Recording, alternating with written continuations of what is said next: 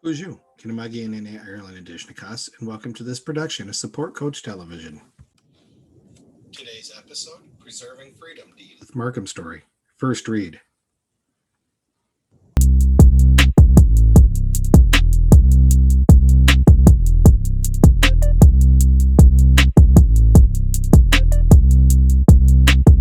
With vocabulary, figurative language, and that's not a term that you've never heard before, but so this serves as a good review.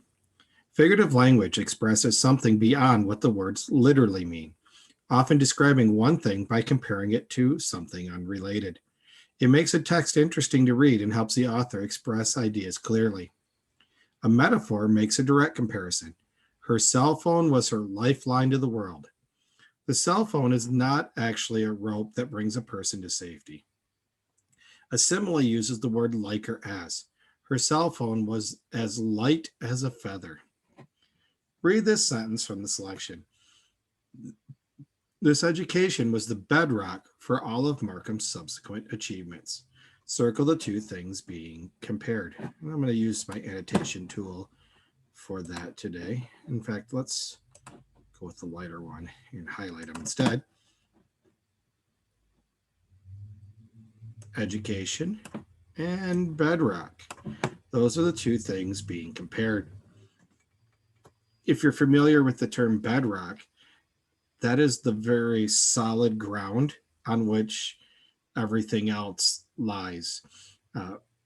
Dirt is above it, unstable ground is above it. Bedrock is very solid. So what this is saying is that our education is very solid.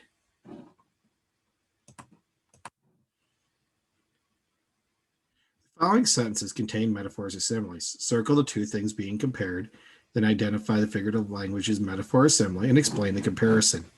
So again, let's get that annotation tool back out.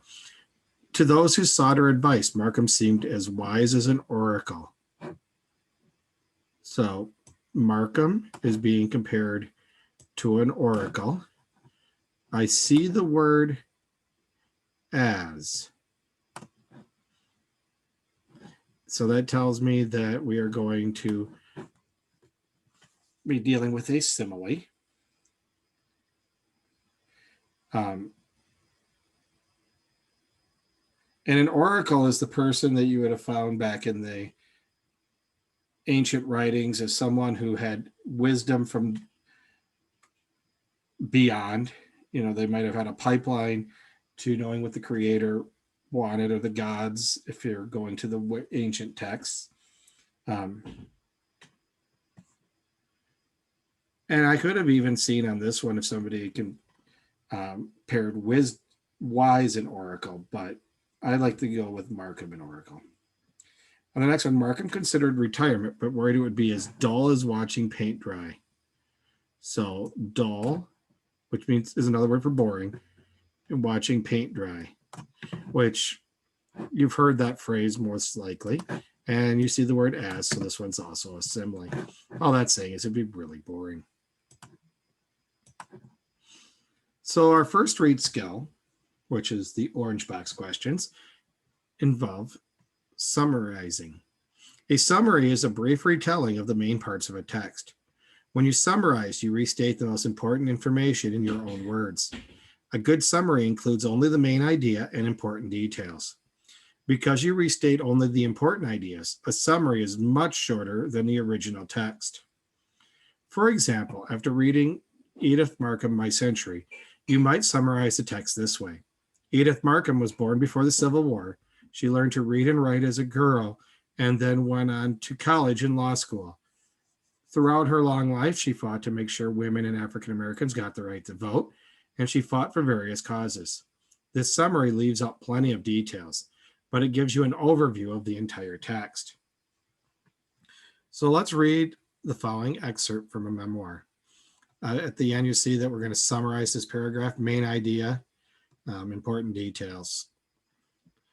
Darius Trimble, creating the enumerator. Designing and constructing the world's first computing device was a great challenge. I showed Silas Putnam my designs in a Paris cafe in 1889. It was a windy day, and the pages of my blueprints blew down the avenue. But we stuck with the plan and after years of work, produced our first working model. Powered by steam, the device could add and subtract numbers. Precisely engineered wheels and cogs transferred commands from a keyboard of ivory letters. It was beautiful but incomplete. Silas wanted it to multiply numbers too.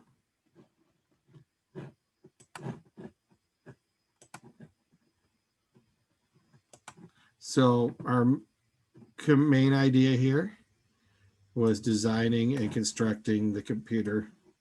First computing device was a great challenge. After years of hard work, they produced their work model. It was powered by steam and the device could add and subtract numbers. Silas wanted it to multiply numbers too. It was beautiful but incomplete. Silas wanted it to multiply numbers too. So that kind of gives you a quick overview of what it was about. It's interesting, but not really relevant that on a windy day, the pages blew around. You could argue for precisely engineered wheels and cogs transferred commands from a keyboard of ivory letters. That would be okay if you included that as well. But you don't want to have your summary be as long as the main thing. And when the whole point is that it was a great challenge, that's probably not as important to supporting that as the main idea.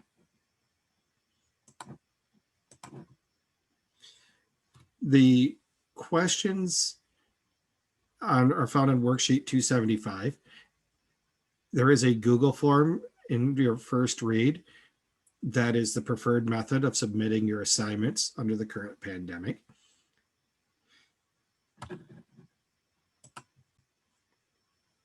At this point, you should now go ahead and read the main text or view the video, and then proceed further down through your instructions in your Google Classroom. Hope you all have a minogijigad. Minwa Bama P.